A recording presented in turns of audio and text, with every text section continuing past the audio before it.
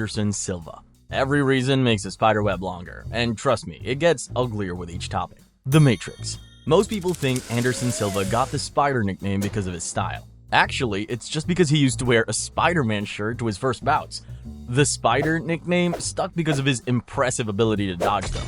Silva competed in 3 different weight classes: welterweight, middleweight, and light heavyweight. He was actually one of the first champions to move up, and when he did, he made elite 205ers like James Irvin and Forrest Griffin look silly. You gotta see it from Griffin's point of view. The man's bigger than Silva, so he's feeling himself during his walkout, thinking he's about to have an easy night. And then there's a glitch in the Matrix. He thought he was walking into a normal bout, but for him, it was more of a live VR experience on pay-per-view. You're going to miss strikes against Anderson Silva, that's a guarantee. But when he makes you look like an amateur, like he's Neo, it hurts your ego. Reminds me of when my girl asked me to change a tire and I had to tell her I didn't know how to. Not to mention, every time you miss against Silva, it's a booby trap. Because while you're punching absurd accuracy, let me take you back to UFC 101. Anderson Silva versus Forrest Griffin. Griffin had 16 wins, 11 finishes, and 5 losses. The former light heavyweight champ was tough as a brick. Bigger, stronger, and ready to drag Silva in the 205 mud. Fans loved Griffin's brawling style. Silva, the middleweight king, was on a 9-bout win streak. He probably moved up because he was bored, like my nephew when he asked for new toys to play with. Except Silva just beat up a man bigger than him for the lulz. From the start, it was obvious that this wasn't a fair matchup. Griffin tried to swarm Silva with volume, but Silva kept dodging him to the point it became humiliating. Matrix head slips, shoulder rolls, casually leaning back to avoid Griffin's strikes by inches. The Spider looked unbothered, just like me when people share their unsolicited opinions. He just keeps his hands low and played with a former champion like a cat bored of its toy mouse. Silva showed off his evasiveness and countered like he was Neo in the Matrix. You can't hit him. Every time you miss, the danger meter increases. Silva was embarrassing this man. And then came the finish. As he moved backward, Silva hit him with a short jab that dropped Griffin like his controller disconnected. You know it's bad when Rogan starts laughing on commentary. Forrest literally ran out of the cage after. Run, Forrest, run! So yeah, it's hard to touch Silva. But if you do, now you have to weather the storm when he actually gets serious. Counter-Strike.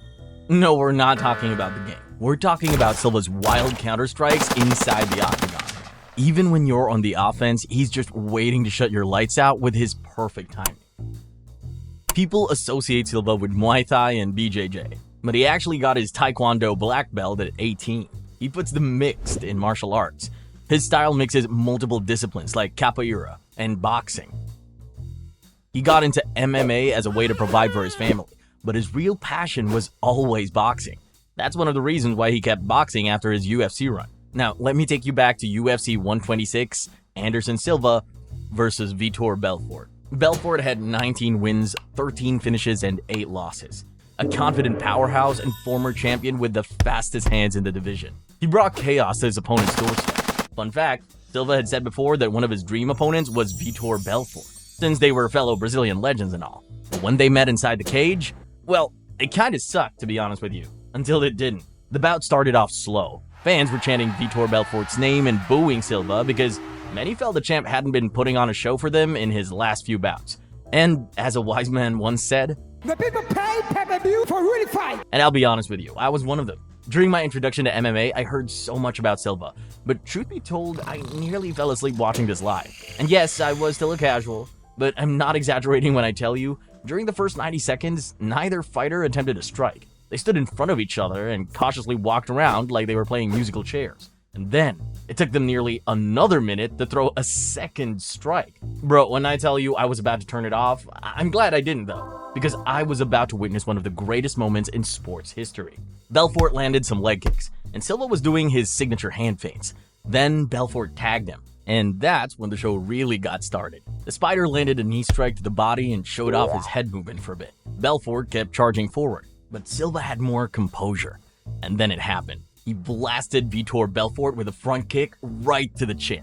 And if you look close enough, you could see his soul leave his body. Just like that, the bout was over. The front kick heard around the world. One of the most famous counters in MMA history. It's not like Silva never used his legs though. Let me explain. The leg kicks, unless it snaps. Sorry, we had to make the joke. It was right there. Love you, Silva. All jokes aside though, the Spider's leg kicks were a huge part of his game. Silva dismantled his opponent's legs piece by piece, and once their movement was gone, so was any chance they had left. Like most Brazilians, Silva loved football growing up, and still does. Maybe all the football games he played as a kid helped him develop strong legs.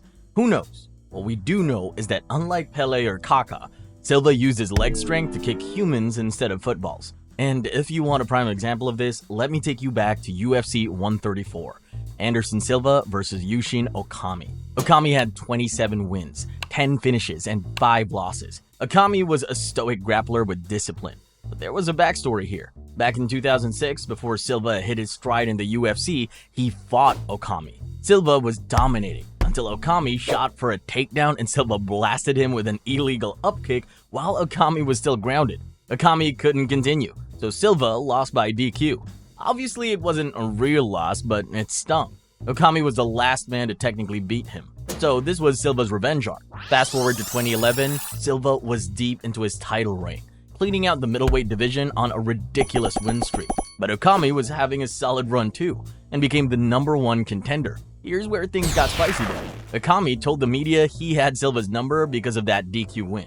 Obviously, the champ took that personally. He called Okami disrespectful for acting like he actually beat him, and vowed to settle the score. Oh, by the way, UFC 134 was held in Rio. Yep, the first Brazil UFC event in 13 years. The crowd was electric, and there was a special atmosphere. It was a homecoming for the Spider. National pride mixed with a personal grudge. Okami came in with his usual game plan. He tried to have a methodical, grappling-heavy match, but Silva was in superhuman mode, bruh. Hands down, smiling and dodging punches like he was Michael Jackson. In the first round, Silva toyed with him, reading everything he did. Okami looked tentative, realizing this wasn't the same Silva he faced in 2006. Silva methodically chopped him down with sharp leg kicks and body shots. He kept him guessing, managing range and setting traps to counterstrike. In the second round, Silva ramped it up. He taunted him, but landed jabs and uppercuts. He dropped Okami twice, and after the second time, he finished him. He broke Okami's base with the leg kicks, slowed him down, and finished him like clockwork. Beautiful strategy. But sometimes, Silva was just awkward, in a good way. Let me explain. Awkward angles. Silva always said his idols were Bruce Lee and Muhammad Ali. You could feel that in his swagger, the hands-down style, head movement, and charisma. He's obsessed with Bruce Lee movies, collects action figures, and is a huge comic book fan that loves Spider-Man. In other words, my guy's a nerd. But what happens when a nerd fights another nerd? One who loves anime so much he was nicknamed after one. Except in this case, both nerds are world-class combat warriors who can dismantle you with ease. Oh, and speaking of nerds, if you're an MMA nerd like me, subscribe for more breakdowns like this. Now, let me take you back to UFC 234.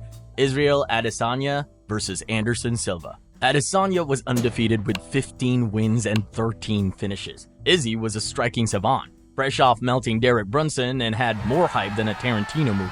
At 43, no longer in his prime, Silva walked into the octagon against a younger, faster version of himself. On paper, it was goodbye, but in practice, it was a confusing, awkward stress test for the new middleweight king. Izzy was expecting a clean chess match. Instead, he got a weird geometry pop quiz. Silva's awkward angles and unpredictability were on full display that night. Because he was older, he relied heavily on his fight IQ and creativity, throwing lead elbows, front kicks, and jabs from funky positions. He'd tilt off center, raise a knee halfway, switch tempo mid-combo, and then fire something unexpected through a gap Adesanya forgot to close. The Spider made it awkward on purpose, and that slowed Adesanya down. It made him second-guess himself mid-bout. Despite being one of the most lethal strikers ever, Silva was always super respectful and openly emotional about martial arts. He cried after this, praised Izzy, and said, "Now you're the best." From Izzy's Bruce Lee pose to their emotional post-bout convo, this looked straight out of a movie. It was a passing of the torch. Alright, enough with all these feelings. Let's move on to some striking, because that's what men do. Elbows for days. Have you ever seen Troy Ferguson elbow metal poles in training? The Spider wasn't doing all that in his training camps, because, you know, he's smart. But once he got to the octagon, especially on the ground, my guy was out there throwing elbows like his nickname was El Cucuy. Hold on, I'm talking, brother.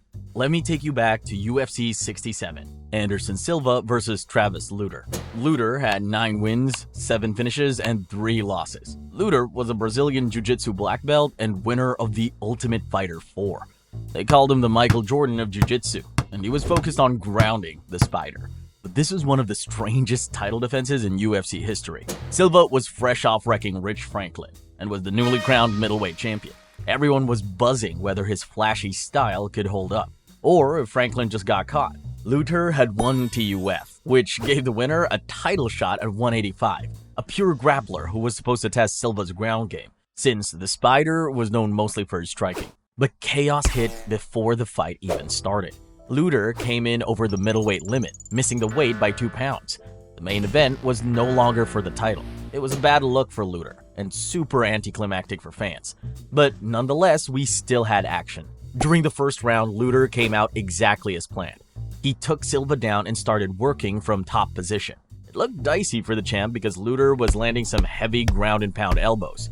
Apparently, nobody told my man that the last thing you want to do is trade elbows on the ground against Anderson Silva. Silva's guard was tested hard, and for a second it looked like we could have seen an upset brewing. But the Spider adjusted in the second round. Even though Lutter got him down again, Silva stayed calm, locked in a triangle choke, and added his trademark elbows from the bottom. He let that boy know who the Elbow King was right then and there. The triangle was tight, and Lutter, exhausted from cutting weight and grappling, was stuck. He tried to hang on, but eventually tapped at 2 minutes and 11 seconds of round 2. The Spider showed the world his ground game was no joke. Lutter, meanwhile, was criticized for missing weight and blowing his big shot after a strong start. The champ's submission win made it clear. You couldn't just wrestle or grapple your way to victory. You had to be perfect everywhere. Because on top of all his skills, Silva had another biological advantage you couldn't train for. The Power Ranger. Not only was Anderson Silva 6'2", but he also had a ridiculous 77.5-inch reach, which made him a nightmare for other middleweights at the time. For context, most middleweights at that time were around 6 foot, with an average reach of 73.5 inches. Silva wasn't just tall, my man had those Inspector Gadget arms too. His combination of height and reach gave him an edge in the middleweight division, and he leveraged it with footwork and pinpoint striking. His reach wasn't absurd for a light heavyweight, but at middleweight, he was a tall glass of pain nobody wanted to sip. A true Power Ranger. Let me take you back to UFC Fight Night 5. Anderson Silva versus Chris Lieben. Lieben had 15 wins, 10 finishes, and only 1 loss. The Iron Shin Brawler won his last 5 bouts, and my guy was known for eating shots like Skittles while still walking down opponents. This was Anderson Silva's UFC debut, the night he introduced himself to the world and did it in spectacular fashion. By June of 2006, hardcore MMA fans knew him. He competed in Pride, Cage Rage, and was a slick striker with huge potential, but not the average UFC fan. There were doubts too, because back then, Brazilian strikers were often seen as vulnerable to American wrestlers and brawlers. Silva had also been caught in submissions in the past. Chris Lieben was the exact opposite of Silva in terms of height. He was an Ultimate Fighter 1 alum, super popular and brash. He was tough, durable, and always down to scrap. Bro talked a lot of trash leading in, saying Silva wouldn't last and that he'd stand and bang him with no problem. Lieben was supposed to be the real test. Could Silva hang in the big leagues, or was he just another flashy striker about to get bullied by pressure? On fight night, Silva came out calm and composed. He was locked in. Lieben came out wild as always, storming forward, chin high, looking for a firefight. But within seconds, Silva was landing jab cross combos and pinpoint leg kicks. You could feel the vibe in the arena change. Lieben kept pushing forward, but Silva had surgical precision. He dropped Lieben with a sharp knee and right-hand combo. Lieben still got up. Silva didn't let him off the hook though. He pressed, unleashed a fury of strikes, and then landed one final knee to the face, finishing Lieben in 49 seconds. Silva's accuracy in the fight was 88%. 22 of 25 strikes landed. My boy was rocking that Modern Warfare 2 aimbot. The Spider humiliated him with surgical precision, instantly putting the middleweight division on notice. Dana White and the commentary team were blown away. Silva immediately got the title shot against Rich Franklin next because the performance was that convincing. And during his title shot against Franklin, he showed another one of his strengths, the clinch Grinch.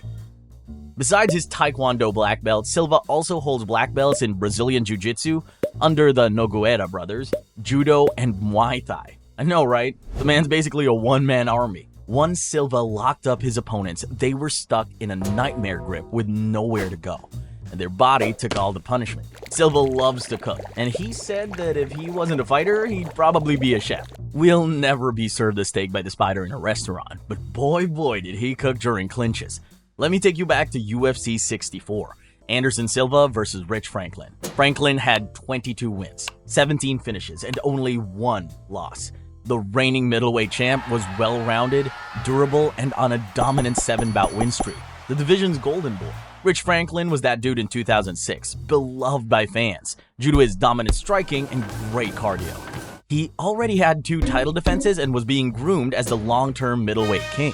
Well, until the Clinch Grinch came to ruin his Christmas. At this point, Silva was new to the UFC. His only bout against Chris Lieben lasted 49 seconds.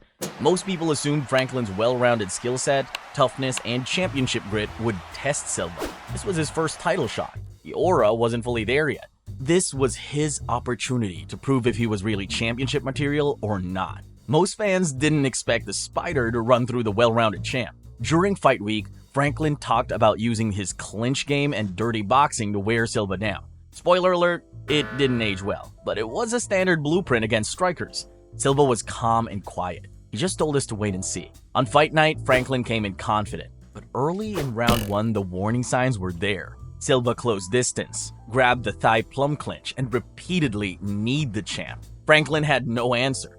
Every time he tried to break the clinch, Silva framed perfectly, relocked, and drilled knees straight into his body and head. Franklin's nose was obliterated. He was stunned after realizing he was in there with a different type of striker. 4 minutes into round 1, Silva landed a nuclear knee to the face that dropped Franklin. The referee stepped in, and it was the beginning of a new era in the middleweight division. The MMA community was stunned. Silva demolished Franklin in what was supposed to be his comfort zone, the clinch. That was the night everyone found out Silva's Muay Thai clinch game was on another level. Silva brutalized Franklin with surgical knees and snatched the belt in the first round. It was the beginning of a very long spiderweb. The jokester. Growing up, Anderson Silva loved WWE. He always wanted to be a pro wrestler. His dream was to face guys like Ric Flair and Hulk Hogan, which explains his showmanship vein. The guy's goofball in the most complimentary way possible. He's released songs in Portuguese and posts videos of himself dancing. That's a big part of why Silva was so popular. The fact that he could be so nonchalant at times, even when the stakes were high. In true Brazilian fashion, he also grew up messing around with capoeira, a dance fighting art. You could see it peek out in his movement and playful feints. Need an example? Let me take you back to UFC 112. Anderson Silva versus Demian Maia. Maia had 12 wins, 8 finishes, and only 1 loss. The submission wizard was a human backpack with world-class jiu-jitsu. He was stepping in to test whether his technique was enough to beat striking royalty. Spoiler alert, it wasn't. In reality, Silva spent 25 minutes dancing, taunting, and mocking Maia, refusing to fully engage with him but still easily winning. He made Maia look helpless and frustrated in a world title bout. It's mentally exhausting trying to figure Silva out. He turns bouts into mind games, and no matter how serious you are, he makes you look silly. What some people don't know is that the Spider was nearly fired because of this. Yes, during his title reign. After what some people called boring title defenses, including Thales Leites and this Demian Maia bout. Dana White publicly ripped Silva and threatened to cut him from the roster. Imagine the GOAT getting the boot from the UFC president mid-title reign because he was too cautious. Take a chill pill, Mr. Power Slap. Silva gave you the best of both worlds during his title reign. Sometimes you'd take a nap, other times his opponents would. Which brings me to our next topic, tap or nap. Silva has dipped his toes into acting in Hollywood, including small roles in movies like Tapped Out. But man, no one made the Spider tap during his UFC tenure. He was the one making others tap, unless they were too stubborn. In that case, he helped them take a nap. Need a reminder? Let me take you back to UFC 82. Anderson Silva versus Dan Henderson. Henderson had 22 wins, 12 finishes, and 6 losses. A 2-division Pride champion with Olympic wrestling pedigree and the legendary H-bomb. For the casual fans, the H-bomb was Henderson's trademark right hand. That thing was a sledgehammer. He made a career out of landing that one shot, often with zero setup. just raw, nuclear, overhand power. If it touched your chin, we're heading to the Shadow Realm. Henderson was trying to do what no one else could, break the Spider's streak. And to his credit, he looked great in the first round with his grappling. But then Silva turned the tables, outstruck him in the second, took his back, and choked him out. It was a complete flip of the striker versus wrestler narrative. You think you've got the grappling edge until Silva wraps you up in his spider web and forces you to tap, making world-class Olympic wrestlers look lost. The comeback card. Before he was fighting for millions of dollars, the GOAT was flipping burgers at McDonald's. Now, that in itself is a huge comeback in life.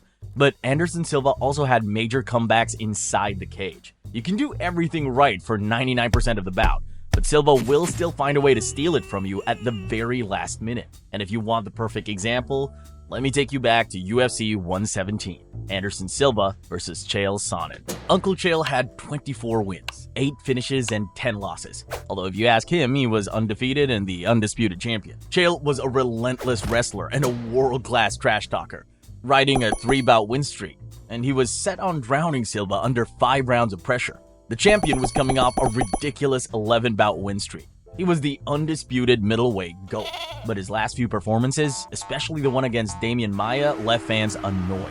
He spent rounds clowning around and not really engaging, which even had Dana White fuming about his lack of effort. The big question was, is Silva getting too comfortable? Can anyone push him? And if you need someone to push buttons, all you need to do is give Chael Sonnen a call. The man was the loudest trash talker the UFC had ever seen. He had just beaten Nate Marquardt and made it clear that he wasn't scared of the Spider's aura. Chael took trash talk to new levels, calling Silva a fraud and a phony. He dissed Silva's manager, country, and everything in between. So much so that he still can't go to Brazil today. A lot of people tried to kill.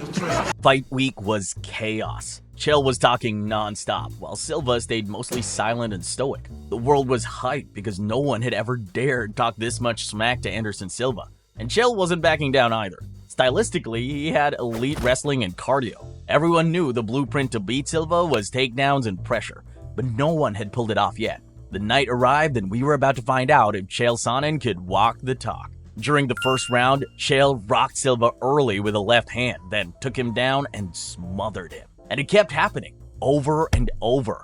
Punch, takedown, grind. Silva couldn't get off his back, and Chael's ground and pound kept landing. By the end of the fourth round, the fans in the arena and the ones watching at home were all in disbelief. Anderson Silva looked human for the first time, and Chael Sonnen was ahead on every judge's scorecard. The GOAT was about to lose.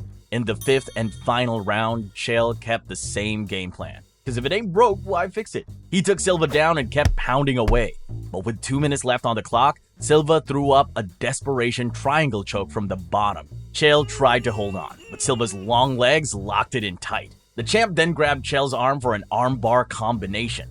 Uncle Chael tapped. After dominating for 23 minutes, he lost.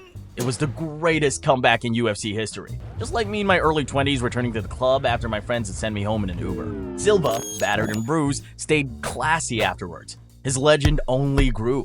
He was the champ who refused to lose. Obviously, Chael claimed afterward that he didn't tap. He's still undefeated and undisputed. There were reports that Silva fought through a rib injury, which makes this comeback even more impressive. This was the night where Dana White and any other non-believers officially stopped doubting Silva's greatness, despite their previous frustrations. If you made it this far, that means you're a real one. Join our Discord and keep building this channel with us.